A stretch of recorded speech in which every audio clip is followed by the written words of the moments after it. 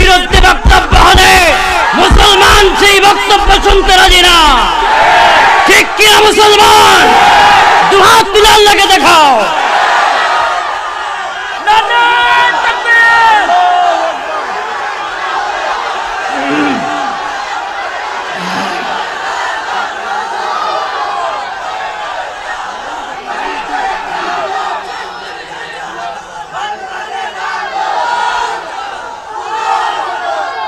আল্লাহ পাক কবুল করুন, আমিন পড়ি।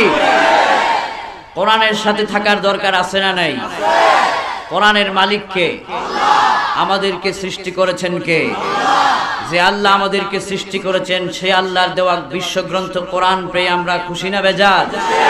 মৃত্যু পর্যন্ত সেই কোরআনের সাথে আমরা থাকবো, বলুন ইনশাআল্লাহ। আমরা বললাম সেই কোরআনের সঙ্গে থাকলে আমাদের কি লাভ হবে? আল্লাহ বললেন সেই কোরআনের সঙ্গে থাকলে আমি আল্লাহ পাক তোমাদের প্রত্যেকের নামটা আমার ওলিউল্লাহদের খাতায় লিখে দিব। আজকে দুনিয়ার ভিতরে পীর সাহেবের ছেলে হলেই পীর সাহেব আর ওলি হয়ে যায়।